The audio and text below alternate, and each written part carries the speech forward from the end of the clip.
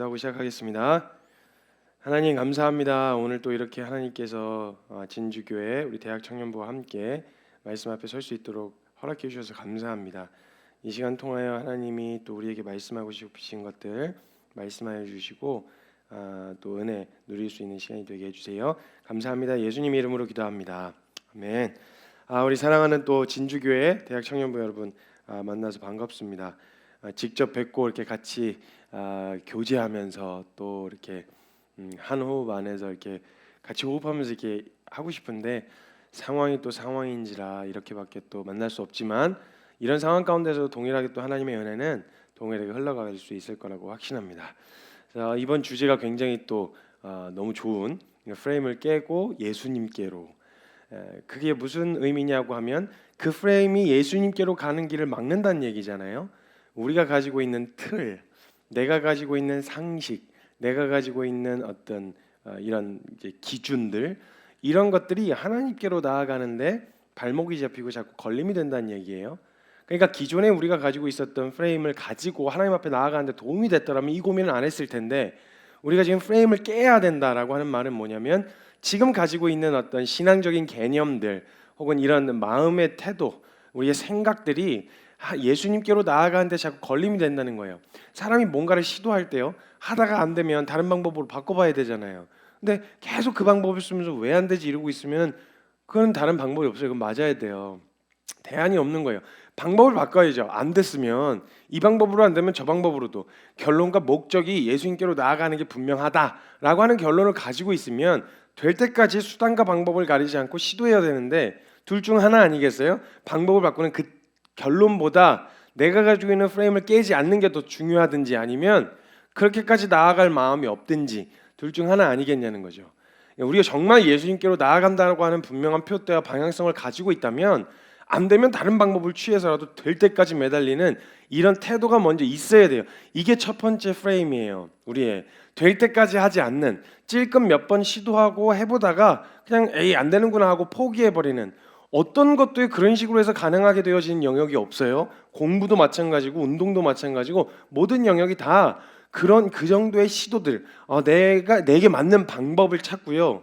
기본적으로 제시되어지는 어떤 것들을 시도하면서 부딪혀 보다가 안 되면 다른 방법으로 바꿔서 취해보기도 하고, 이런 다양한 방법들을 시도합니다. 왜냐하면 내가 그것을 얻어야 되겠으니까, 내가 해야 되겠으니까 그런 마음의 중심으로 나타나는데, 우리 신앙의 영역에서 그 정도의 태도가 나타나지 않는다면 어쩌면 예수님께로 나아간다라고 하는 이 목표와 목적이 별로 그렇게 크게 의미가 없을 수도 있다라는 거예요. 그러나 우리 또 사랑하는 진주교회 대학 청년부 우리 여러분이 주님께로 나아간다, 예수님께로 선다라고 하는 이 가치가 무엇보다 중요한데, 단지 방법과 원리를 몰라서라면, 그렇다고 한다면 주님이 가르치시고 그 마음의 중심으로 서려고만 하면 주님이 가르치시고 우리를 인도하실 거라는 거예요.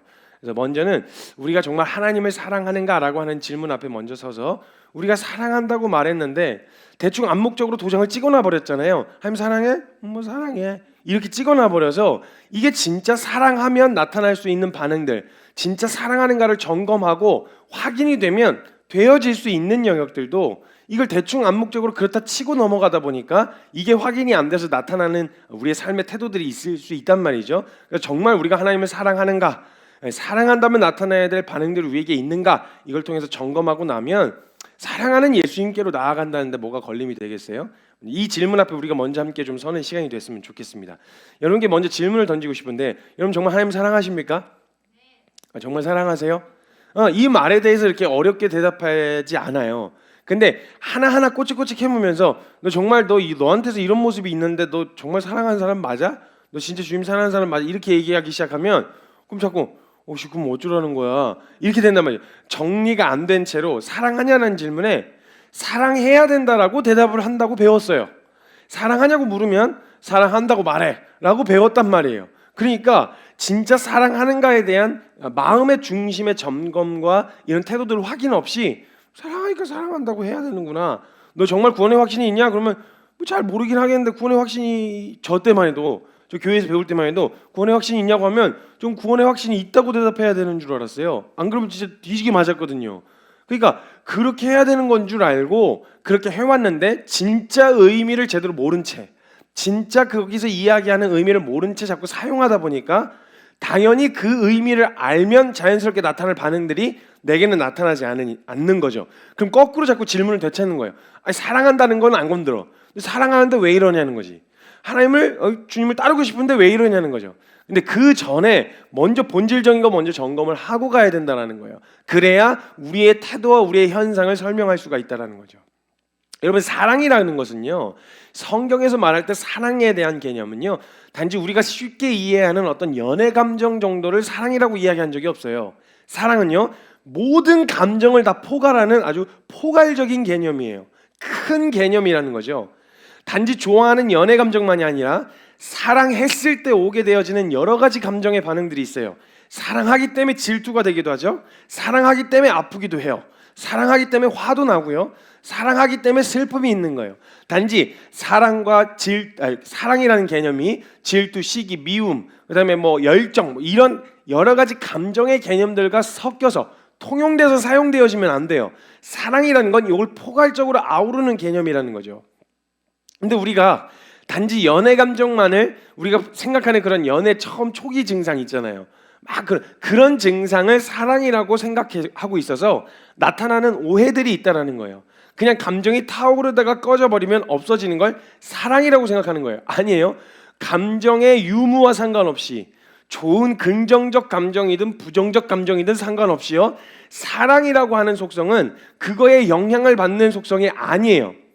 근데 사랑이라고 하는 속성이 가장 두드러지게, 먼저는 그 사랑이라는 속성이 담고 있는 가장 두드러지게 나타날 때의 반응들이 언제냐면 연애 초기 때의 반응이죠. 연애 초기 때.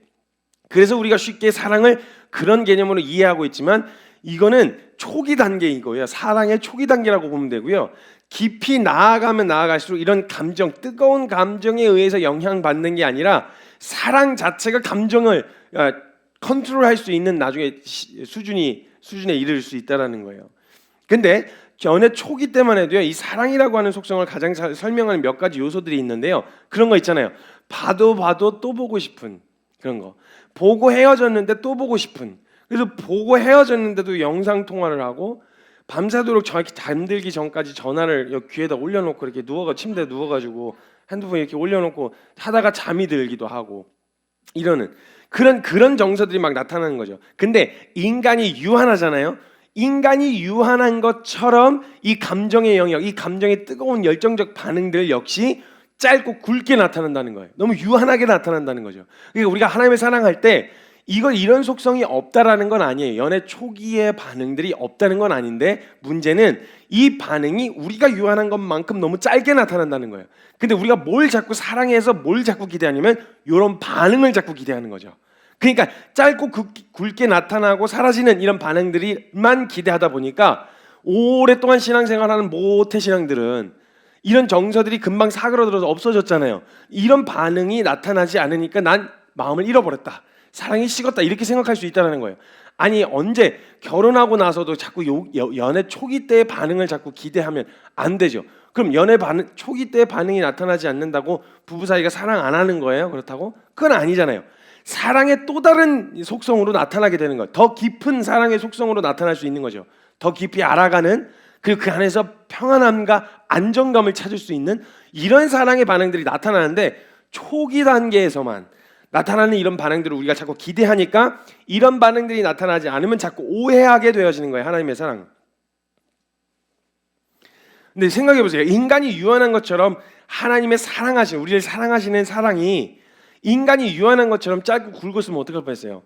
마음에 들면은 막 뜨겁게 사랑하시다가 아우, 나 감정 다 식어버렸어. 야, 나 너한테 식었어. 나 니 진짜 해봤는데 니 한 5년 됐니? 아우, 나 진짜 너 꼴보기 싫고 진짜 권태기에 빠진 것 같아. 막 주님이 이럴 수 있는 가능성이 있다고 생각해보세요. 우리는 늘 그런 식으로 반응해도 주님은 변하시지 않을 거란 믿음이 있는 거예요. 사실은 그 믿음이 얼마나 강한지 개겨요. 사실 생사가 걸린 문제잖아요. 그죠? 그럼 만약 이렇게만 걸려 있다고 해도 하나님 앞에 매달릴 수밖에 없겠죠. 근데 우리가 이렇게 배짱 부리는 이유가 뭐냐? 하나님을 안 믿든지 아니면 하나님의 사랑을 너무 확신해서 결코 날 버리실 리가 없어, 이런 확신 때문에 개기고 배짱을 부리든지 둘 중에 아니고서 설명이 안 되는 거예요. 사실은 인간이 유한한 것처럼 사랑의 속성이 짧고 굵게 나타나는데 영원하신 하나님은요, 그 사랑의 속성이 굵게 영원토록 굵게 나타난다라는 거예요. 이 사랑의 속성을 우리가 오해하면 그 감정이 사그러들고 나서 우리에게 나타나는 반응이 어떤 반응이 나타나면요, 자꾸 연애 감정에서 막 초기 감정 때는 몰랐었는데 이 감정이 사그러들잖아요. 그럼 사람이 굉장히 객관적이어지기 시작합니다. 사람이 객관적이어져요. 그러니까 처음에는 그냥 뭘 해도 이뻐, 막 처먹어도 이쁘고 질질 흘려도 이쁘고 막 그냥 막 사도 되고 막 정수해서 냄새나도 이쁘고 그냥 막 다 이뻐요. 이런 정서들이 사그러들고 나면 자꾸 어떤 객관적으로 보게 되고 합리적인 것과 실리를 따지기 시작해요. 사랑한다고 말하는데 이 사랑에 대한 목적과 방향성을 잃어버리면요, 그러니까 우리가 하는 연애는요, 사실은 그 사람을 사랑하는 사랑이라기보다는 나를 사랑하는 사랑이에요. 내가 좋아서 만난 거예요. 나를 기분 좋게 해주고 나를 행복하게 해주니까 만난 거죠. 인간의 사랑은 이래요. 근데 진짜 사랑하는데 이 사랑을 오해하기 시작하면요, 합리적인 것과 실리를 따지기 시작하게 된다는 거예요. 여러분, 하나님을 정말 사랑하십니까? 라고 질문했을 때 네, 사랑해요 라고 얘기를 한단 말이에요. 그러면 그 얘기를 했을 때 그럼 당신은 사랑하는 대상을 위해서 뭘 하고 있나요? 라고 물으면 뭘 꼭 해야만 한다는 건 아니에요. 사랑하는 사람을 위해서 뭔가를 해야만 하는 건 아닌데, 의무는 아니에요. 근데 사랑하는 대상이 정말 하나님이어서 사랑하는 대상을 위해 한다는 게 정말 그 대상을 위한 일이 맞냐는 거예요. 아니면 나를 위한 일은 아니냐는 거죠. 이걸 점검해보고 확인해봐야 된다는 거예요. 혹시 하나님을 사랑하면서 사랑한다는 고백으로 뭔가를 하고 있는데 그 뭔가를 하고 있는 이유가 혹시 내가 받을 불이익 때문은 아니냐는 거예요.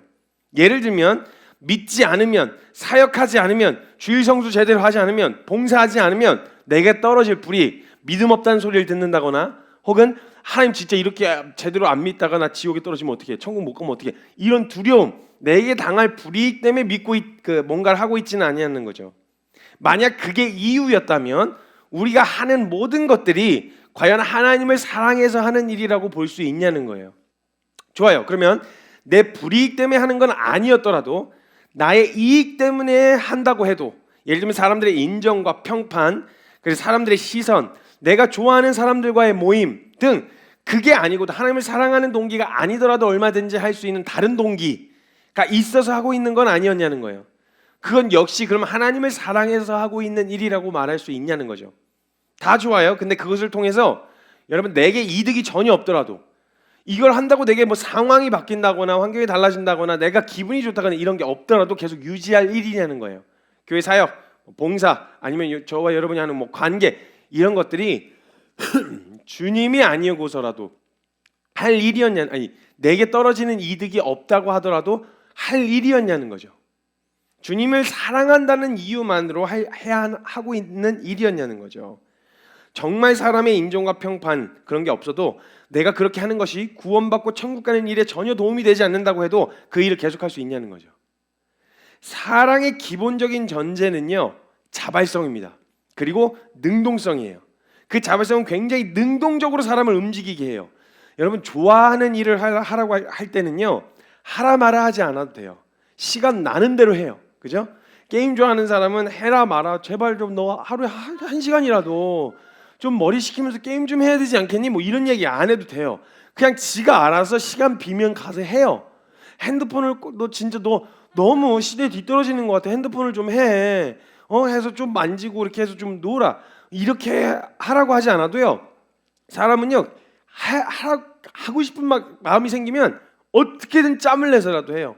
제 진짜 놀라운 경험, 저는 몰랐는데, 전 당연해서 몰랐는데, 그 형제들이 보통 이제 운동하는 거, 몸 부대끼면서 운동하는 거 좋아하잖아요. 특히 이제 많이들 하는 게 이제 축구, 가장 가볍게 할 수 있는 운동이니까. 근데 이제 형제들이 사역을 하면, 제가 이제 예전에 있었던 공동체에서 진짜 막 일주일 내내 막 그냥 막 새벽부터 밤늦게까지 막 사역을 하고 일주일 내내, 그리고 들어오면요 아무것도 손에 잡기 싫을 만큼 피곤해요. 막 누워있고 막 식사당도 하기 싫고 빨래도 하기 싫고 막 귀찮아 이러는데, 누가 한 사람이 축구하러 갑시다 이렇게 하면요 갑자기 막 이러더니 막 옷을 주섬주섬 챙겨요. 근데 막 하나씩 막 입고 기어 나와요. 그건 하고 싶은 거야. 그래서 사람들이 그거 다른 거 일할 시간은 없는데, 정리할 시간은 없는데 축구할 에너지는 있냐? 그렇게 이야기하면 이렇게 이야기해요. 그 에너지는 다른 에너지야. 축구하는 에너지와 사역하는 에너지는 다른 거야. 이거 이해가 잘 안 되죠, 자매님들? 자매님들이 이해할 수 있는 걸로 해줄게요.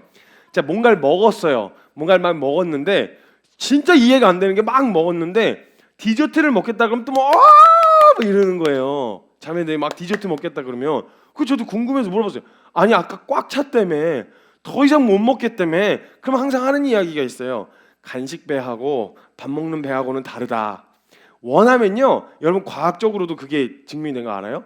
그 먹었는데 먹고 싶은 음식이 하나 또 생기잖아요. 그럼 막 위가 갑자기 활발하게 해갖고 공간을 만들어내요. 대단해요. 사람들이 마음에 원하잖아요. 그러면은 이 오장육부가 반응을 한다니까요. 대단한 능력이에요. 사람한테 그런 능력이 있다라는 거예요. 좋아하는 일을 할 때는 그래서 하라 마라 하지 않아요. 수다를 떠는 거, 뭐 게임하는 거, 축구하는 거, 먹는 거, 뭐 이런 것들이요. 해야만 해서 하는 게 아니란 말이에요. 그 영역은 자발적이고 능동적이게 움직이게 되는 거예요. 무엇이 없어도 해야만 해서가 아니라 시키지 않아도 말하지 않았어도 능동적으로 내가 사랑하는 대상의 마음을 헤아리려고 하고 사랑하는 그 대상의 원함을 관찰하려고 한다는 거죠. 그래서요, 사랑이라는 건요, 논리적이거나 이성적이거나 합리적인 사고나 상식적으로는 이해가 안 돼요. 그 사랑하는 사람은 여기에 매이지 않아요. 사랑을 하지 않고 있는 사람은 보면은 객관적으로 이성적으로 판단이 되니까 왜 저래? 왜 저러는 거야? 이런 생각이 드는데, 그걸 좋아하는 영역이나 좋아하는 대상이 있잖아요. 그 사람은요, 합리적인 사고, 이성, 상식적인 판단 이런 거 안 해요. 좋아하면 그냥 해요. 그래서 그 대상에 대해서 어떻게 하면 더 할 수 있을까? 어떻게 하면 더 그래서 시키지 않아도 막 연구하고 공부하고 연습하고 이런다니까요. 게임만 해도 찾아보고 유튜브 찾아보고 이러고, 축구도 막 영상에서 찾아보고 저 스킬 한번 써먹어야 되겠다 막 이러고, 뭐 먹을 거면 어디 지역에 뭐가 있는지 알아놔야 되겠다. 지금 당장 먹을 것도 아니면서 이런 열정과 이런 능동적, 그거 시켜서 하는 거예요? 아니잖아요. 능동적인 에너지가 나타난단 말이에요. 그러니까 이런 게 나타나기를 기다리지 말고, 왜 안 나타나나 고민하지 말고 뭘 점검해야 된다? 사랑의 대상이 올바르게 향해 있는지를 점검해야 된다는 거예요. 근데 이건 점검하지 않고 그렇다 치고 넘어가면서 왜 내 신앙 안에서는 열매가 맺혀지지 않지? 왜 내게서는 이런 열매들이 보이지 않지? 이런 걸 자꾸 고민하면서는 안 된다라는 거예요. 그래서요, 그 사랑이라는 건 논리, 이성, 합리적인 사고, 상식 여기에 갇히지 않아요. 그래서 이 사랑 안 하는 사람들이 볼 때는 굉장히 비이성적이에요. 굉장히 비논리적이고요. 왜 저러는지 이해가 안 돼요. 그래서요, 진짜 예수쟁이들이라고 말하는 사람들은 세상이 무식하다, 미쳤다, 왜 저러냐 이런 소리를 원래 많이 들었어요. 여러분, 점점 신앙이 합리적이어지기 시작한다. 물론 하나님을 사랑하고 그 안에서 믿음으로 살아가는 삶은 너무나도 합리적인 게 맞아요. 맞는데 사람들이 보기에는 비이성적으로 보일 정도로 그 영역에 뛰어드는 거에 대해서 만약 이상히 여기고 있거나, 이성적으로 생각해야지 단지 이성에만 머물러 있고 상식 안에만 갇혀 있다면 경계하고 조심하시고 한 번은 점검해 보셔야 돼요. 왜냐하면 사랑은 절대 이성 안에 갇혀 있지 않거든요. 사랑은 절대 상식 안에 갇혀 있지 않아요. 그 상식을 늘 뛰어넘게 되어 있단 말이에요. 그래서 뛰어넘고 그 대상의 관심이 뭐지? 그 대상이 뭘 기뻐할까? 이걸 누가 시키지 않았는데도 굳이 자기가 나서서 할 수밖에 없다라는 거예요. 여러분, 자매님들이 보통 어려운 일이 있으면요, 희한하게 자기는 감출 만큼 다 감추는 것 같은데 얼굴에서 벌써 드러나요. 일단 눈이 퉁퉁 붓고요. 일단 눈이니까 이게 눈을 이렇게 해가지고 이런 식으로 눈을 뜨고 표정이 그냥 어려운 게 다 드러나요, 얼굴에서. 근데 물어보면 일단 자매님들은 무조건 열이면 열, 백이면 백, 어려운 거 있어라고 말하면 아니 나 어려운 거 없어 이렇게 대답한단 말이에요. 진짜 그게 환장할 노릇, 진짜 환장할 노릇이에요. 물어보면 아니라고 해요. 그럼 힘들면 힘들다고 하든지, 뭐 때문에 그렇다고 하는지 말은 안 하니까 연애를 하는 관점에서 봤을 때 남자친구 입장에서는 죽을 노릇인 거예요. 뭐 때문에. 근데 남자는 또 기가 막히게 그런 걸 또 파악할 수 있는 눈이 없거든요. 그러니까 어려운 것까지는 오케이 알겠는데 뭐 때문에 어려운지를 몰라요. 그래가지고 어떤 분이 실험 카메라를 했는데 어떤 남자한테 평상시에 부르는 애칭이 있잖아요. 근데 그 애칭을 부르지 않고 이름을 부른 거죠. 자기야 보통 이렇게 부르는데 갑자기 야 김성교 이렇게 부른 거예요. 그 남자가 갑자기 뭘 먹고 있다가 왜 그래? 이름을 부른 건데 나 뭐 잘못했어? 그때 막 달력을 보더니 오늘 무슨 날이야? 오늘 무슨 날이야? 왜 그래? 왜 이름을 불러? 왜 그러는 건데 이런 반응들이 막 나타나는 거예요. 몰라요. 뭐 때문에 그런지 몰라요. 그냥 이건 장난으로 몰래카메라 한 거였는데 형제들은 일단 당황스러운 거예요. 뭐야, 나 때문인가? 나 때문에 어려운 건가? 이런 생각이 막 찾아 들어오는데 뭔지는 모른다는 거죠. 형제들은요, 일단 공감 능력 자체가 좀 떨어져요.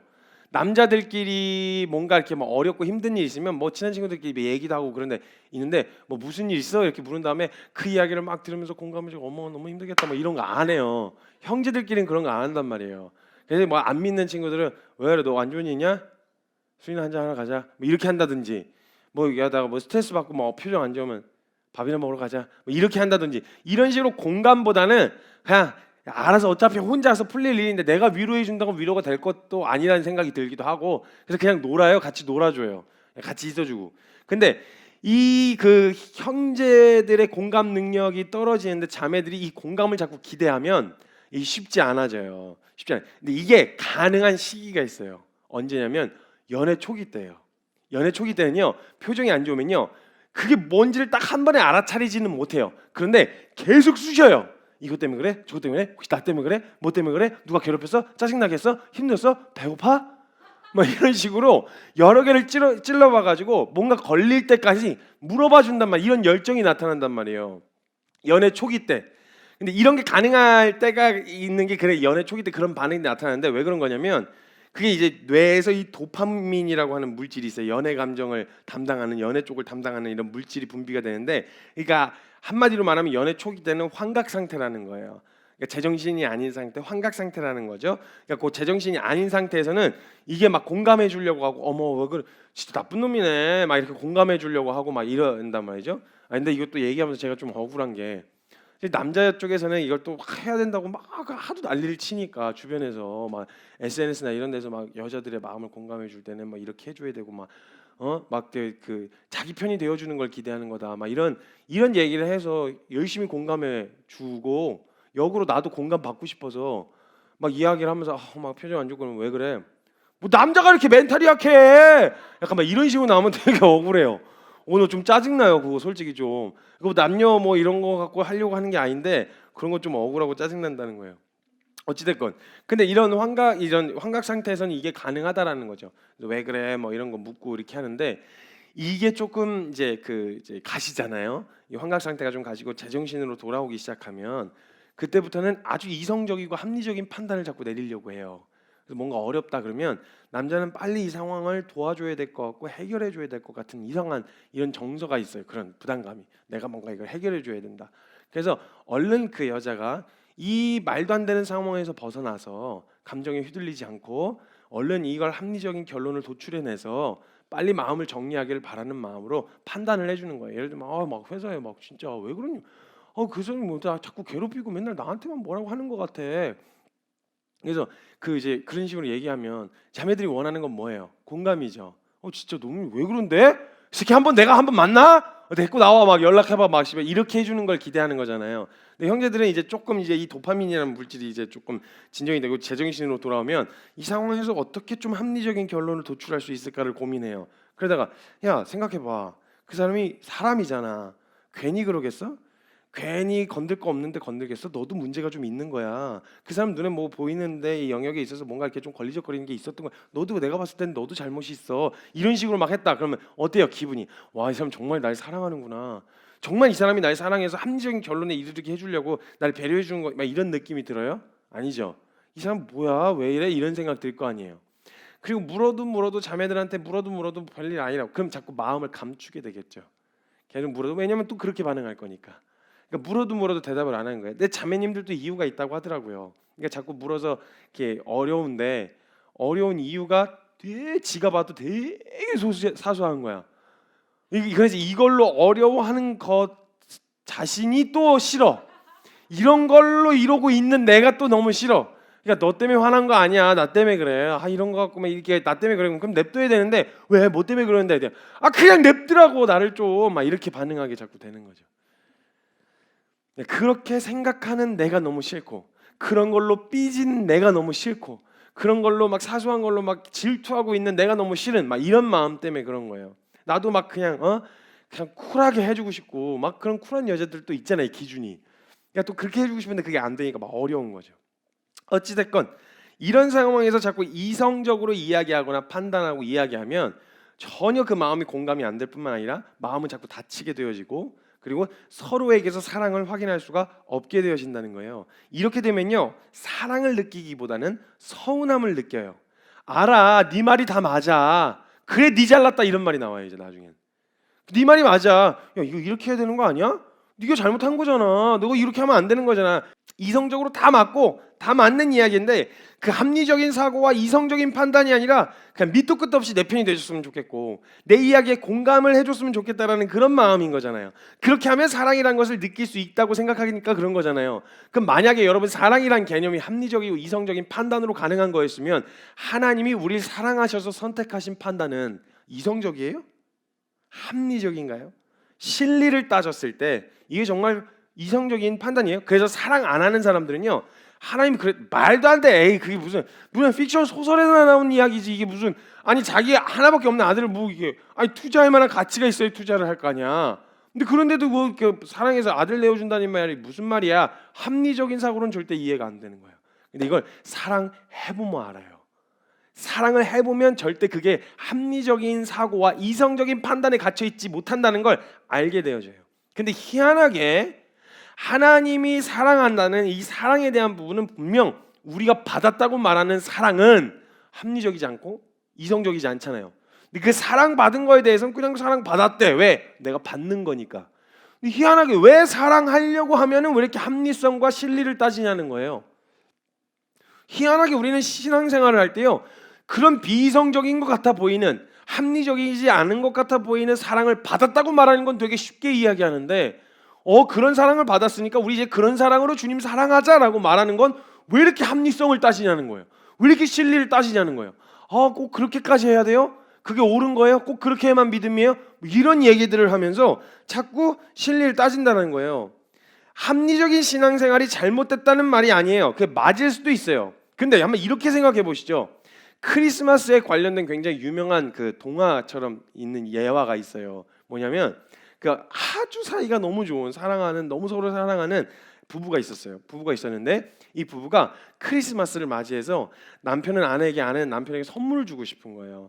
그래가지고 어떻게 할까 하다가 남편은 아내가 머리가 이렇게 긴 생머리였는데 머리가 자꾸 이렇게 흘러내려오니까 그건 너무 이쁜데 그게 좀 묶을 수 있는 머리끈을 하나 핀을 사주고 싶다 해서 머리핀을 사려고 했어요. 근데 돈이 있어야지. 너무 찢어지게 가난했거든요.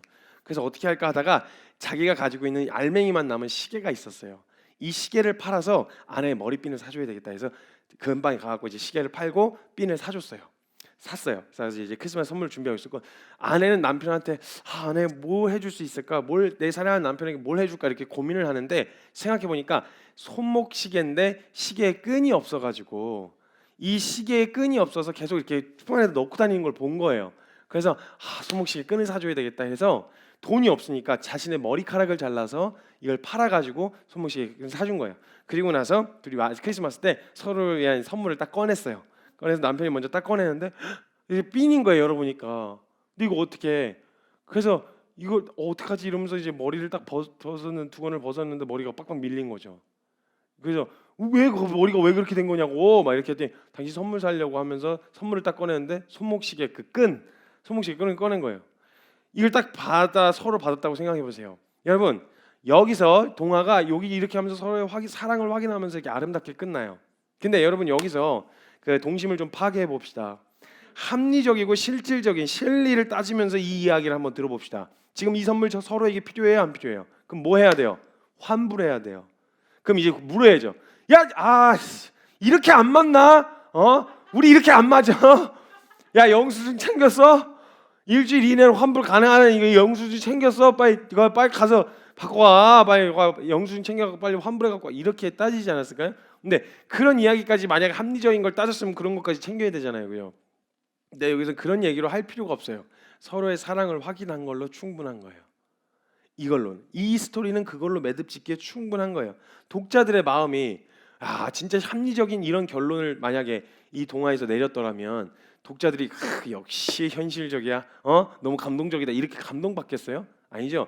여기서 독자들이 보고 싶은 건 뭐예요? 서로를 향한 마음이에요. 그 결과가 사실은 실질적으로 도움이 되진 않았지만 그것을 통해서 서로의 마음을 확인했다는 것으로 충분히 마음이 따뜻한 거예요. 동화로서의 역할은 다한 거예요. 이와 마찬가지예요. 이 스토리는 서로의 마음을 확인한 것으로 이야기를 마무리 지어도 모든 사람의 마음을 감동하기에 충분하다는 거예요. 서로 사랑한다고 말하기에 충분하다는 거예요. 현실적으로 합리적인 생각과 이성적인 판단은 그걸 얼른 환불해 갖고 실리를 따지는 게 맞겠지만 사람들은 그런 이야기에 감동을 받지 않는다라는 거예요. 이런 스토리로 마무리되어도 충분하다는 거예요. 그러니까 사랑이라고 하는 속성은요, 실리와 합리적인 사고 자체를 무시하는 건 아니지만 그것을 뛰어넘는 에너지가 존재한다라는 거예요. 우리가 쉽게 사람과 사람 사이에 연애 감정으로 생각해만 해도 절대 합리적이지 않아요. 예, 헤어지고 나면 혹은 그 마음이 가시고 나면 합리적이고 이성적인 판단을 하려고 하는데 만약에 진짜 사랑하면요, 조금만 더 하면, 사랑하지 않고 마음이 식어버리면요, 조금만 더 하려고 하면 그렇게 하면 안 된다. 그렇게 하는 것만이 믿음이냐, 너무 극단적이다. 그러니까 이런 이야기를 하는 게 말이 안 된다는 게, 그럼 거꾸로 하나님께도 그런 얘기를 해야죠. 하나님 너무 극단적이신 거 아니에요? 아니 그냥 하나님 능력 되시면 다 갈아엎으시면 되는데 그거 뭐 하려고 그렇게 하세요? 이런 얘기도 들으시기에 충분하셨다라는 거예요. 그래서 사람이 자신을 사랑하잖아요. 사랑의 대상이 자신을 향하면요, 자신을 사랑하는 일에 있어서는 비합리적이에요. 절대 이성적이지 않아요. 합리적이고 이성적인 판단 안 해요. 그래서 내로남불이란 말 있잖아요. 내가 하면 로맨스고 남이 하면 불륜. 내가 나를 사랑하면요, 절대 합리적인 판단을 안 한다는 거예요. 분명히 똑같은 짓을 하면서 짓을 하면데 남이 하잖아요. 그럼 그냥 얼마나 막 날카로운 판단과 정죄에 막 손가락질이 난무하는지 장난 아니에요. 그래서 주님 판단하지 말라고 하셨어요. 이 똑같은 놈들이니까. 로마서 2장 1절에 그러므로 남을 판단하는 사람아, 누구를 막느라도 네가 핑계하지 못할 것은 판단하는 것으로 네가 너를 정죄함이니 판단하는 네가 같은 일을 행함이니라 라고 이야기한단 말이죠. 만약 진짜 사랑하면요, 사랑하지 않는다고 했을 때는, 그런 마음이 없다고 했을 때는 합리적이고 이성적인 자꾸 판단을 하려고 할 텐데, 사랑하면요 꼭 그렇게 해야만 해서가 아니고요, 꼭 이렇게 하는 것만이 이런 걸 계산하지 않아요. 만약 그런 식으로 틀을 정해놓잖아요, 프레임을 정해놓잖아요. 시킨 것만 해요. 시키지 않은 건 안 해요. 근데 하나님께서 사람을 사랑하는 일에 억지로 시키신 게 아니라 자발성에 두신 이유는 뭐냐면 사랑이 가장 빛나야 하기 때문에 그래요. 하나님과 우리 사이에 가장 중요한 게 사랑인데 그 사랑이 드러나려면 철저하게 자발성이어야 돼요. 철저하게 능동적이어야 하고요. 그래서 사랑하는 대상이요, 뭔가 원한다는 표출을 해요. 사달라고 한 게 아니에요. 원한다라고 하는 표출만 해도요, 사랑하는 사람은요 그걸 막 사주고 싶은 이런 마음이 생기잖아요. 이제 제가 또 한번 그런 적이 있었는데, 여러분 제일 제가 이해 안 되는 것 중에 하나가, 전혀 사는데 도움도 안 될 뿐더러 전혀 도움이 안 되는 것 중에 하나가, 저는 이제 자매들이 좋아하는 것 중에 꽃. 이게 사는데 도움이 안 돼요, 그죠? 뭐 이렇게 뭔가 유익이 되거나 뭐 실적으로 그냥 해서 해놓으면 금방 한 일주일만 되면 시들어요. 근데 자매님들한테는 또 꽃이 그런 의미가 아니잖아요. 피어 있으면 피어 있어서 이쁘고 시들면 시들어서 이쁘고 막 그냥 그런 으스러뜨려서 그거 넣으면 또 그것대로 이쁘고 막 이러잖아요. 근데 아무리 봐도 이게 실질적이지 않단 말이죠. 그럼 꽃 한 다발 사는 돈이면요, 둘이서 고기 뷔페 갈 수 있어요. 그럼 만약 여기서 이런 꽃에 대한 꽃 너무 이쁘다 이러는 사람한테 가가지고, 야 씨, 야 이거만 진짜 순댓국밥 몇 그릇이요, 합리적으로 생각을 해, 이런 식으로 얘기하면 이 사람 정말 이성적인 사람이야 이렇게 감동받으시겠어요? 안 되죠. 서운하단 말이에요. 그러니까 사랑하면요, 그 대상을 사랑하면 원한다. 그럼 내게 유익이 되냐, 실리를 따졌을 때 합리적이냐 이성적이냐 이런 거 계산 안 해요. 원해? 그럼 해주고 싶은 거예요. 옳으냐 그르냐 하고 상관없이 그런 거 따지지 않아요. 원해? 그러면 해주고 싶은 마음이 드는 거예요. 제가 한번 또 그런 적이 있었거든요. 제 아내가 이제 결혼하기 전에 연애할 때였는데, 거기 이제 부평역이라고 하는 그 인천에 있는 그 역에 이렇게 지하철역 쪽으로 이렇게 라인을 타고 가면요, 거기 이렇게 꽃집이 이렇게 쭉 있어요. 꽃집이 있는데 지나가면서 요즘엔 뭐 색깔별로 있잖아요. 색을 입혀가지고, 그러니까 장미가 있었는데 장미가 노란색, 주황색, 뭐 이렇게 파스텔톤 색깔도 있고 막 이래요. 그럼 지나가면서 가다가 꽃을 되게 좋아하거든요. 그래서 앉더니 우와 이거 진짜 이쁘다 이러는 거예요. 그리고 그냥 지나쳤어요 그때는. 근데 제가 이게 해주고 싶은, 그러니까 사줘야만 하는 건 아니에요. 나한테 사달라고 한 적도 없어요. 근데 나는 그 이야기를 듣자마자 그 대상의 반응을 관찰하는 거예요. 갖고 싶구나, 있었으면 좋겠구나. 근데 뭐 꼭 필요한 건 아니지만 그 사람이 원한다면 난 기꺼이 해주고 싶은 그런 마음이 드는 거죠. 그래서 잠깐만, 나 한참 걸어오다가 나 잠깐 뭐 놓고 온 것 같아요. 그래서 이제 올라가가지고 그 꽃을 한 송이 사가, 도파민 부족, 제정신 아닐 때 환각 상태일 때, 제정신 아닐 때. 아무튼 이렇게 반응하게 되어진다는 거예요. 그러니까 이렇게 합리적이고 실리를 따지는 사람에게서 사랑을 받는다, 사랑이다라고 하는 것, 오히려 어쩌면요 그런 마음으로 했어도요 그렇게 사랑한다고 하면요 오히려 상대방 쪽에서 합리적인 판단을 해줄 수도 있어요. 야 이거 사지 마, 아니야 진짜 필요한 거 아니야 이렇게. 근데 그 사람의 마음은 확인할 수 있는 거잖아요. 이런 거라는 거예요. 하나님이요 우리에게 뭔가를 요구하시는 게 아니라 꼭 이렇게 해야만 한다는 게 아니에요. 근데 우리가 주님을 위해서 뭔가를 하려고 했을 때 그렇게까지 하지 않아도 돼. 만약 그런 마음으로 자발성으로 능동적으로 뛰어들었는데 괜찮아 이렇게 해주시면 그건 괜찮아요. 하나님도 사랑 느끼셨을 거고 상관없는데 문제는 시작도 하기 전에 뭔가를 하기도 전에 뭐 이게 꼭 이렇게 해야 돼요? 꼭 이렇게 하면 믿음이에요? 뭐 사랑한다고 교회 다녀도 그냥 그렇게 하면 되는 거 아니에요? 이런 식으로 얘기를 하고 있으면 주님이 좀 서운하시지 않겠냐는 거예요. 그러니까 자꾸 우리에게서 이런 그러니까 이런 어떤 합리적이고 이성적인 판단으로 하려고 하는 태도들이 나타나면요 어디로 가게 되냐면 율법주의로 가게 돼요. 하란 것만 하고 하지 말란 것만 안 하는, 딱 거기까지. 하나님 나 하란 거 했고 하지 말란 거 안 했어요. 그러니까 더 이상 나에게 뭘 요구하지 마세요. 부담스럽게. 더 이렇게 인격적인 교제 이런 거 기대하지 마시고요. 딱 거기까지만. 이렇게 한다고 하면은 그게 과연 하나님을 사랑한다고 말할 수 있겠냐는 거죠. 하나님은 우리에게서 그 사랑을 느끼실 수 있겠냐는 거예요. 하나님께서 우리를 그런 관계로 원하셨다면요 하나님께서 전혀 이득이 될 것 없는 우리에게 아들 예수 그리스도를 우리 때문에 아들 예수님을 십자가로 보내시는 일 같은 걸 안 하셨을 거란 말이에요. 하나님께서 우리에게 원하셨던 건 사랑과 깊은 교제의 대상이에요. 사랑하고 깊은 교제를 나누기를 원하셨어요. 의무적으로 해야 되는 게 아니라 사랑하고 교제하기를 원하셨어요. 사랑하면 어때요? 더 만나고 싶고 교제하고 싶고 이야기하고 싶잖아요. 근데 한번 생각해 보세요. 데이트를 하려고 만났는데 같이 남자친구가 이제 핸드폰인데 시계로 띡띡띡띡 나한테 1시간밖에 없어. 1시간만 딱 만나고 가자. 띡 해서 오케이. 빨리 얘기해. 뜸들일 시간 없어. 1시간 뚝딱 시간 가고 있어. 이렇게 얘기하고 1시간 땡 하면 집에 가는 이런 식으로 만난다 그러면 여러분 어때요 기분이? 그럼 우리는 기도 시간이나 주를 만나는 시간에 대한 부분은요. 과연 지금 우리가 갖고 있는 태도, 저는 얼마나 많이 했냐 적겠냐 이런 거 중요한 게 아니에요. 어떻게든 짬나는 시간이라도 보고 싶어서 내가 하고 있는 일들이 있는데 짬나는 시간이라도 조금이라도 더 보고 싶어서 잠깐이라도 보고 온 그 마음이면 사실 충분해요. 뭘 많이 해야 된다는 말이 아니에요. 그런 걸 요구하시지 않았어요. 근데 사랑하면 그런 반응이 일을 하다가도 잠깐 점심시간 짬내고 보고 싶어서 왔어 이런 식으로만 해도 일하는 시간과 비교했을 때는 터무니없이 부족한 시간이긴 하지만 그래도 그 마음이 느껴지잖아요. 이건 그냥 모종의 계약 관계지 사랑하는 관계라고 볼 수 없다는 거예요. 이렇게 합리성을 따지면 이런 마음. 근데 이런 사랑으로 서로를 사랑하고 이렇게 되어졌을 때는 능동적이고 자발적으로 일어날 수밖에 없잖아요. 이런 사건이 이제 성경에서 한번 등장해요. 주종 관계 안에서 이런 사랑으로 사랑했었던 아주 능동적이고 자발적인 사랑이 나타나는 성경이 말씀이 있어요. 사무엘하 23장 13절에서 17절까지의 말씀인데요. 사무엘하 23장 13절에서 17절까지의 말씀이요. 제가 읽도록 하겠습니다. 또 32목 중 세 사람이 곡식 뺄 때에 아둘람굴에 내려가 다윗에게 나아갔는데 때에 블레셋 사람의 한 무리가 르바임 골짜기에 진쳤더라. 그때에 다윗은 산성에 있고 그때에 블레셋 사람의 요새는 베들레헴에 있는지라.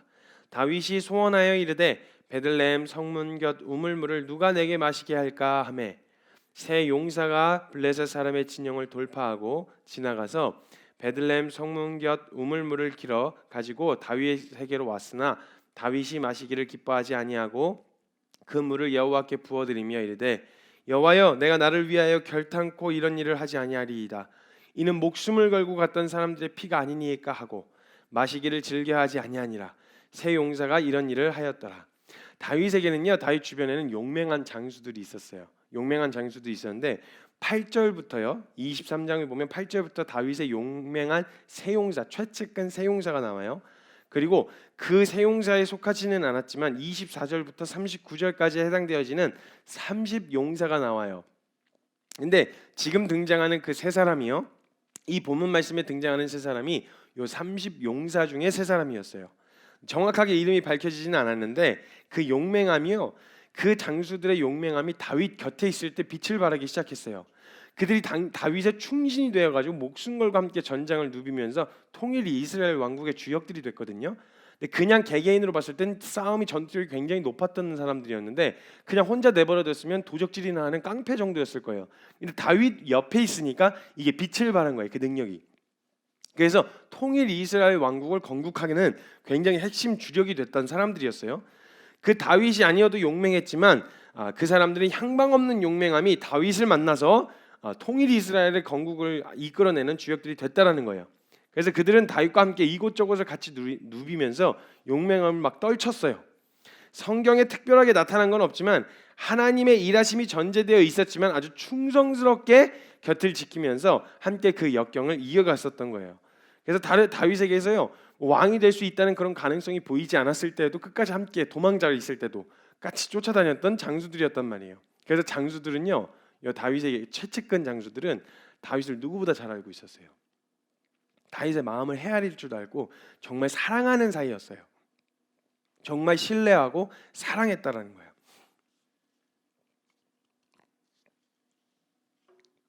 그러던 어느 날 블레셋 사람의 한 무리가 르바임 골짜기라는 곳에 진을 치고 있었어요. 이때 다윗은 산성에 있었고 블레셋 사람의 요새는 베들레헴에 있었어요. 근데 다윗은요, 큰 이제 싸움들의 이 도망자와 그 싸움 전투와 수많은 전쟁 가운데서 이 전투에 이제 굉장히 지쳐 있는 상황이었던 거죠. 수많은 전투에 굉장히 지쳐 있었고 다윗은요, 큰 의미 없이 툭 던진 말이었어요. 툭 던진 말이었는데 진짜 물이 마시고 싶어서가 아니었어요. 물은 있었는데 그 툭 던진 비유적인 표현이에요. 만약에 베들레헴 성문 곁에 있는 물을 마시고 싶었던 거라면 미친놈 네가 떠먹어 이렇게 얘기했을 거란 말이에요. 근데 이건 비유적인 표현이었어요. 그러니까 그렇게 해야 되는 의무가 아니라 그런 어떻게 해야 되는 명령도 아니었어요. 정말 우물물이 먹고 싶은 거였으면 전략을 세웠겠죠. 근데 이건 물이 먹고 싶다는 게 아니라 이 진부한 싸움을 그만 멈추고 싶다라는 거였어요. 빨리 끝냈으면 좋겠다라는 말의 다윗의 소원함이었고, 이게 뭔가 그 베들레헴 곁에 있는 우물물을 뜨는 게 뭐 공동체적으로 큰 이득이 되거나 이 전쟁의 판도를 바꾸는 중요한 전략이 아니었어요. 그냥 다윗 마음 안에 소원함이 있었던 말을 탄식처럼 툭 뱉은 거예요. 아휴, 누가 나 좀 저 베들레헴 성문 곁에 있는 우물물을 나로 마시게 할꼬, 이렇게 탄식처럼 툭 하고 뱉은 거예요. 입 밖으로 꺼내서. 근데 이 말을 툭 뱉을 때요, 그 다윗 곁에 있었던 장수 3명이 30용사 중에 3명이 다윗의 이 탄식처럼 뱉은 말을 듣게 됐어요. 그리고 그들은요, 다윗이 그 물이 진짜 먹고 싶어서 그런 게 아니라는 걸 이미 알고 있었어요. 근데 그 다윗의 세 장수는 지금 당장 전쟁을 끝낼 수 있는 능력은 없지만 그 다윗의 탄식처럼 뱉은 말에 그 안에 그 메말라가는 그 마음 안에 좀 이렇게 물이라도 떠다주고 싶은 마음이 드는 거예요. 자기가 해주고 싶은 이런 원함, 그게 합리적이지 않고 실질적이지도 않은 건데 새 장수 마음 안에 해주고 싶은 거예요. 그 말대로 해달라는 것도 아니었어요. 의무도 아니었어요. 목숨 걸 필요가 없어요. 그리고 이 사람들이 만약에 혹시 들어갔다가 죽으면 전력에 굉장히 큰 손실이었단 말이에요. 절대 도움이 안 되는 일이었어요. 근데 다윗의 새 장수는 뭐 공동체 이득 이걸 떠나서 다윗 왕, 내가 모시고 있는 이 주인, 이 대장, 이 대장의 이 마음의 탄식처럼 뱉은 말을 그냥 툭 뱉은 탄식이라도 들어주고 싶은 거예요. 근데 그러니까 다윗이 그 말을 아휴, 언제 끝나나 이거, 누가 나로 하여금 저 베들레헴 성문 곁에 있는 우물물을 마시게 할고 하면서 이렇게 지나가는데 지나간 자리에 장수 3명 이렇게 서 있었어요. 그 말을 딱 듣는데 장수들이 마음에 뭔가 하나 딱 꽂힌 거예요. 서로 눈을 마주쳤는데 다 같은 생각을 하고 있는 것 같은 거예요. 이미 산전수전 함께 겪었잖아요. 그러니까 맞은편에 있던 장수한테 끄떡하니까 저쪽에서 끄떡하는 거예요. 옆에 있는 장수도 끄떡하니까 끄떡하는 거예요. 그냥 아무 말도 안 하고 서로 말을 많이 할 필요도 없어요. 이미 마음을 다 공유하고 있는 거예요. 근데 무기고로 갔어요. 무기고로 가서 장비를 막 챙기는 거예요. 제가 이것도 한번 그냥 생각해봤는데 막 영화 너무 멋있잖아요. 그런 거 있잖아요. 전쟁 나가기 전에 막 그런 준비하는 거 보면 막 요즘 같은 시대에 막 총알 막 챙기고 막 이렇게 챙기면 멋있잖아요. 남자들의 막 그런 로마 막 칼 막 허리띠에다 막 차고 활 휙하고 투고 막 쓸려갔는데 막 안 들어가고 다닌 거 사이즈 큰 걸로 바꿔서 끼고 막 이렇게 해가지고 이 세 장수가 다른 거 하나 없어요. 공동체 이득이 되는 것도 아니야, 합리적이지 않아, 실질적이도 아무것도 아니야. 그냥 다윗이 툭하고 뱉은 말 하나, 그거 하나 들어주고 싶어서 목숨을 걸고 적진 한복판으로 뛰어들어가요. 다 블레셋 굉장히 당황스러웠을 거예요. 딱 보는데 저기서 웬 세 명이 저쪽에서 슬슬슬슬 걸어오는 거예요. 그래서 이걸 적군이 쳐들어온다고 나팔을 불기에도 그러고 그렇다고 냅두기에도 좀 뭐한 그래 애매해요. 너는 뭐냐 이랬는데 갑자기 저쪽에서 애들 세 명이 막 달리기 시작하는 거예요. 한 명이 수통을 들고 두 명은 칼로 활로 호위를 하면서 그 성문 그 우물 성문으로 들어오는 줄 알았더니 갑자기 성문으로 오는 척하다가 갑자기 방향을 틀더니 우물로 가는 거예요. 그래서 얘네를 막아야 돼 말아야 돼 막 이런 혼란스러움이 있는 거예요. 그래가지고 일단 잡아 이래갖고 잡으라고 해서 막 하는데 한 명이 그 수통을 내려가지고 물을 막 뜨고 두 명은 막 목숨 걸고 그 아무 무의미한 그 싸움을 싸우는 거예요. 막 어떻게 보면 그러면 병사들이 볼 때 이스라엘 군사들이 볼 때 무슨 생각이었어요? 미친 거 아니야? 왜 저래? 왜 이렇게 나대? 왜 저러는 거야 도대체? 이렇게 책임감이 없어. 이런 생각하지 않았겠어요? 근데 거기서 막 휘두르고 있는 거야. 막 찢기고 막 창에 찔리고 막 긁히고 막 화살 맞고 막 끝까지 목숨을 지키는 거야. 그럼 막 그 우물물을 한 수통에다가 하나 떠가지고 떴으니까 돌아가는 거예요. 뭔가를 하려고 하는 줄 알았다가 쫓아갈 이유도 목적도 없어 블레셋 군대들이. 그러니까 돌아왔어요. 그럼 보내줘가지고 그거 보내줘 왔는데 피투성이가 되고 너덜너덜한 상태로 다윗왕 앞에 선 거예요. 너는 왜 그러냐 물었어요. 그랬더니 셋이서 있는 대로 너덜너덜해지는데 제가 봤을 때 이 세 장수는 되게 큰 행복감에 미소를 띠고 있었을 것 같은 거예요. 얼마나 좋아할까 다윗 왕이, 응? 우리의 마음을 확인하면 얼마나 좋아할까. 이러면서 씩 웃더니 한 명이 품 안에서 수통을 하나 딱 놓는 거예요. 그래서 이거 뭐냐 그랬더니 이게 천연 그 지하수 그 천연 베들레헴 성문 곁에 있는 그 안바석에서 나오는 그 우물물 그거 오다 죽었다는 식으로 무심하게 툭 하고 던져놨는데 다윗이 그걸 받아들였을 때 다윗이 막 나무랬을 거야 아마. 뭐야 이걸 왜 그걸 떠갖고 왔어? 너 아까 내가 얘기한 그 뭐야 베들레헴 성문 우물물 그게 내가 이 멍청한 것들아 이 무식한 것들아 내가 그걸 떠다 달라는 말이 아니잖아. 알죠. 그거 떠다 달라는 말이 아닌 거 알죠. 근데 다윗이 그 물통을 들었을 때요. 이게 그냥 물통으로 보이는 게 아니라 그냥 물이 아니라 베들레헴 성문 곁에 있는 우물물이 아니라 이 장수들의 마음이 보이는 거예요. 그러니까 뭐라고 얘기해? 이걸 내가 어떻게 마셔? 목숨 걸고 이거 거의 너희들의 피인데 이걸 내가 어떻게 마시냐? 난 너희들 그런 마음을 받을 만한 위인이 아니다. 그런 목숨 건 헌신을 받은 이걸 받으실 분은 주님이시다.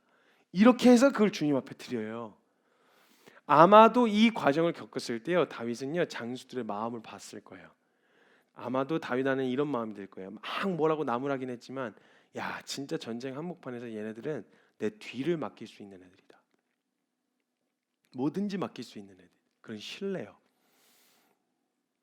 뭔가 해야만 하는 건 아니었지만 뭔가 그게 의무적으로 해야 돼서 이 장수들이 이걸 갔다 오고 나면 자신들이 장수로 승진하겠지, 뭐 대장군이 되겠지 이런 거 없었어요. 진짜 그냥 가다가 죽을 수도 있었어요. 개죽음이 될 수도 있었다고요. 그런데도 그 자리에 뛰어들었던 건 사랑하는 다윗 왕의 마음에 조금이라도 위로가 될 수 있다면 얼마든지 뛰어들 마음이 있었다라는 거예요. 온몸이 피로 멍으로 얼룩진 그들이 다윗 앞에 섰을 때 다윗 마음 안에 그 감격. 떠온 물은 사실 전쟁의 판도를 뒤집는 거 아무것도 아니었지만 그 물 한 수통 안에 담겨 있는 그 물 하나가 다윗 마음 안에 얼마나 큰 위로가 됐겠어요. 왕이시여 우리 함께 있습니다. 저희 버티고 있습니다. 말씀하시면 저희 이런 마음이 그냥 막 묻어나지 않았겠어요? 이런 마음을 받으셔야 될 분은 주님이시다라는 마음으로 그 물을 주님께 드려요.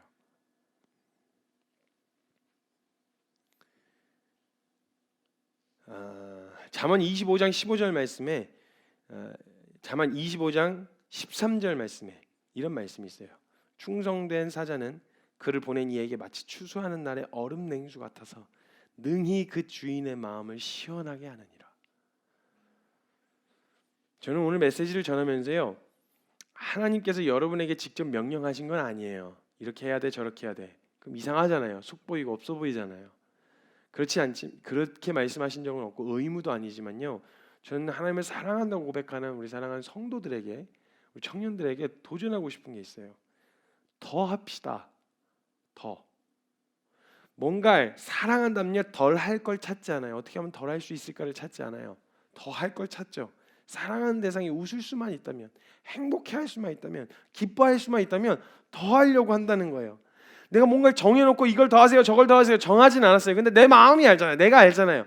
무엇을 더 해야 할까? 하나님이 기쁘실 수만 있다면, 하나님이 웃으실 수만 있다면, 하나님의 탄식이 묻어있는 그곳에 정확하게 하나님의 뜻이 그게 아닐 수도 있겠지만 하나님의 마음을 시원하게 해드리고 싶은 마음 때문에 그 자리에 냅다 뛰어들 수 있는 그러한 결정, 하나님을 사랑한다면 해볼 수 있지 않겠냐는 거예요.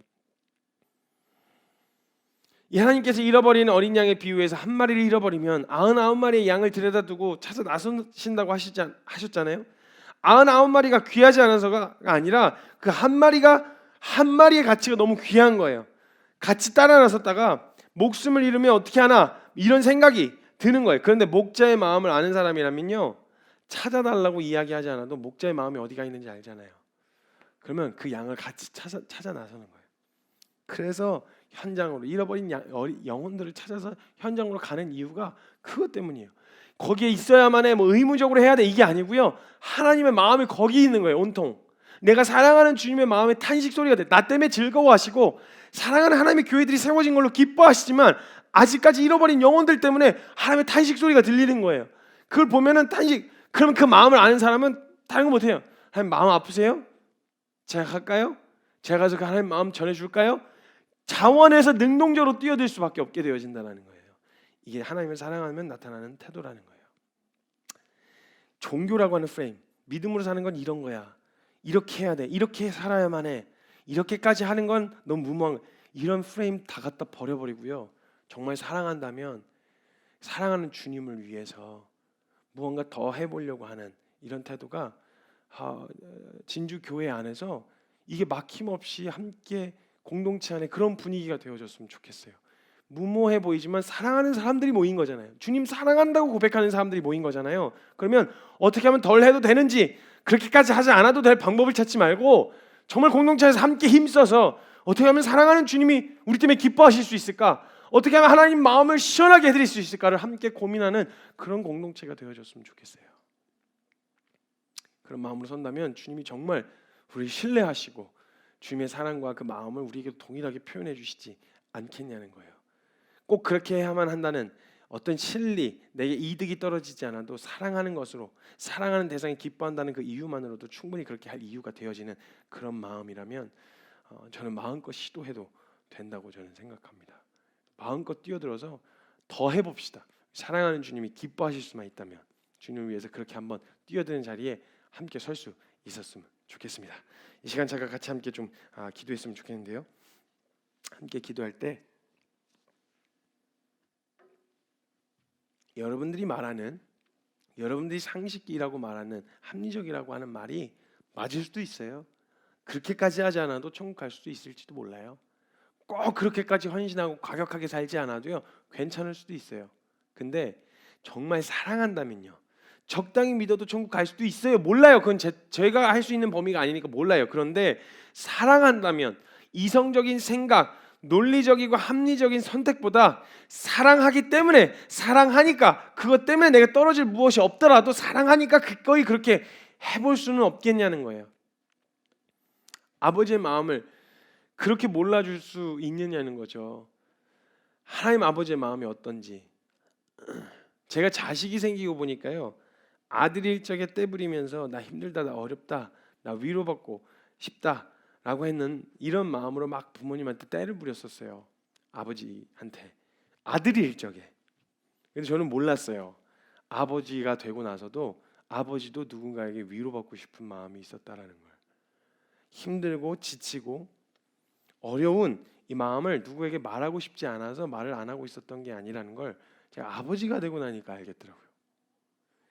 힘들고 어렵고 위로받고 싶은 마음이 있었어요. 근데 아버지가 되고 보니, 리더가 되고 보니 떼를 부릴 수가 없는 거예요. 제가 이미 역할이 그 아들을 통해서 위로받고 싶은 게 아니에요. 그러니까 아들이 자체가 그냥 존재 자체가 위로이니까 사실 아들이 뭔가 해주지 않아도 충분히 위로가 되긴 해요.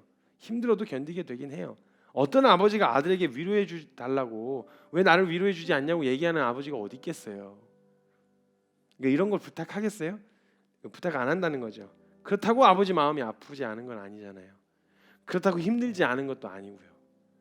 그럼 정말 이제 좀 장성한 분량에 이르는 아들이라면 아버지의 어깨에 짊어져 있는 무게가, 삶의 무게가, 그리고 그 어려움이, 그 아픔이 좀 보인다면 시키지 않았고 의무는 아니지만 좀 덜어보려고 하는 시도를 하려고 하지 않겠냐는 거예요. 정말 사랑하면. 우리가 주님을 사랑하면요, 주님이요 돌아온 영혼들 때문에 기뻐하신다고 하셨어요. 너무너무 기쁘시대요. 지금 있는 교회만으로도 정말 하나님께, 물론 아픈 일도 많이 일어나지만 기뻐하신대요. 네, 하나님 마음에 항상 기뻐하시지만 늘 성경 곳곳에 묻어있는 하나님의 아픔이 있었어요. 그건 알고도 떠나간 이스라엘 백성들과 한 번도 들어본 적 없는, 이 은혜가 준비되어 있는데도 한 번도 들어본 적 없는 그런 영혼들, 잃어버린 영혼들에 대한 마음이었어요. 의무는 아니에요. 그렇게 해야만 하는 건 아니에요. 그런데 내가 주님 사랑하는데 그 사랑하는 주님이 울상을 짓고 계셔. 거기를 볼 때마다 마음을 아파하셔, 힘들어하셔, 애틋해하셔. 그러면 그 마음을 헤아리는 마음으로, 하나님 마음 아프세요? 저기 제가 갈까요? 너 아프리카로 가라, 너 동남아로 가라, 이렇게 말씀하지 않으셨어도 하나님 마음 아프세요? 제가 거기 갈까요? 제가 거기 있을까요? 들려줄까요? 이렇게 뛰어드는 그런 결정들을 해야만 하는 것이라서 하는 게 아니라 사랑하기 때문에 할 수 있지 않겠냐는 거예요. 그래서 저는요, 더 하자는 고백이 절대 무리한 요구가 아니라는 생각이 들어요. 우리 주님 사랑해요? 그러면 더 합시다. 사랑하는 주님이 마음 아프시다 그러면 위로해 드리십시다. 우리 주님이 힘드시다 그러면 짐을 좀 덜어 드리십시다. 사랑하니까 그렇게 할 수 있는 거잖아요.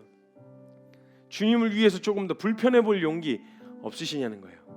사랑하는 주님을 위해서 기꺼이 불편해 볼 용기 없으시냐는 거예요. 순교했던 수많은 선배님들 누구도 그렇게까지 해야 된다고 말하지 않았어요. 거기서 수많은 믿는 사람들도 설득하면서 그렇게까지 하지 않아도 돼. 십자가 한번 발로 밟고 침 한번 뱉어도 부인해도 천국 가는데 문제 없을지도 몰라. 괜찮아. 문제 없을 거야. 괜찮아. 라고 이야기하는 수많은 사람들의 설득이 있었어요. 근데 그분들한테 그게 아닌 거예요. 그냥 침 한번 뱉고 발로 한번 밟는 그런 정도의 농도가 아닌 거예요. 이게 상징이긴 하지만 이 십자가가 내 사랑하는 주님을 드러내는 거였으니까 이걸 그냥 발로 밟는 거? 그래, 그냥 사람들이 보기엔 나무에다 침 한번 뱉는 거일지도 모르겠지만 그 사랑하는 주님을 사랑한다고 말하는 사람들에게 그게 아닌 거예요. 그게 성경책 한번 그냥 찢는 거, 눈 딱 감고 그냥 찢어버리는 거, 난 마음으로 주님을 부인한 게 아니야. 그래요, 마음으로 부인한 게 아니라서 괜찮을지도 몰라요. 전 모르겠어요. 근데 그 성경 품에 안고 순교하셨던 그 수많은 선배님들은요, 그게 성경책 하나 찢는 그런 게 아닌 거예요. 그분들 마음엔.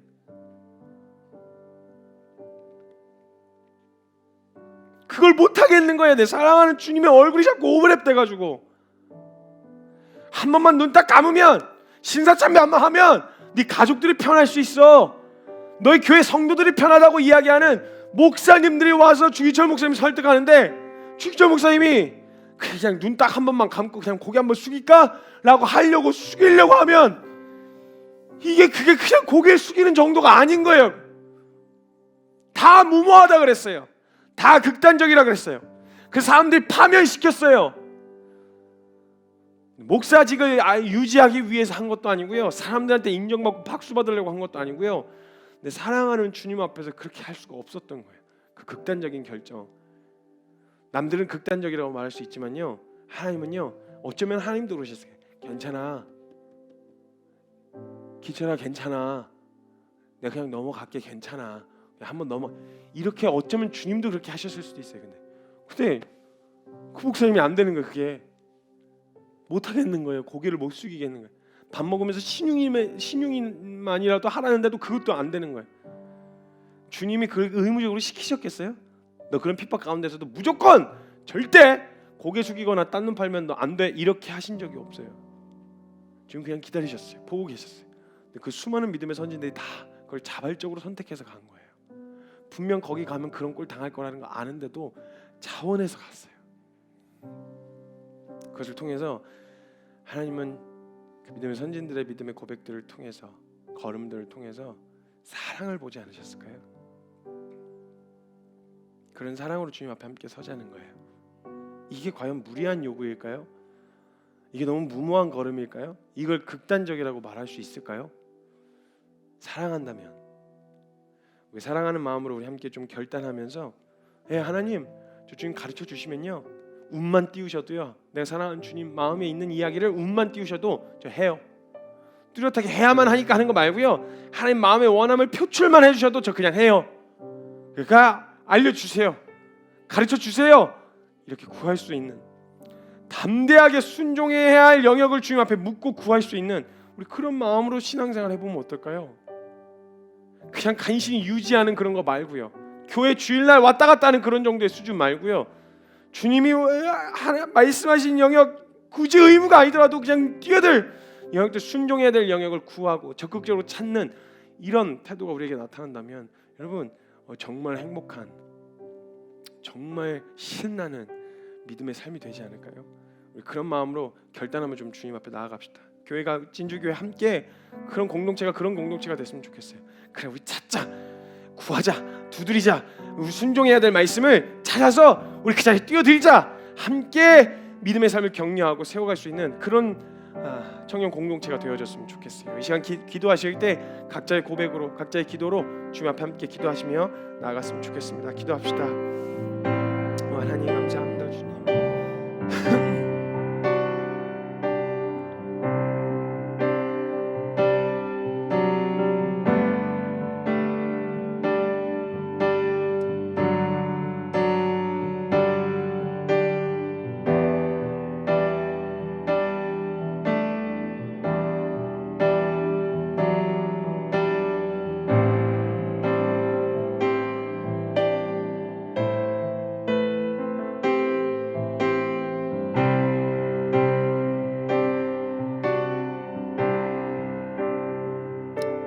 주님 하나님 감사합니다. 주님 사랑합니다. 사랑하는 하나님의 마음을 더 깊이 알고 싶습니다.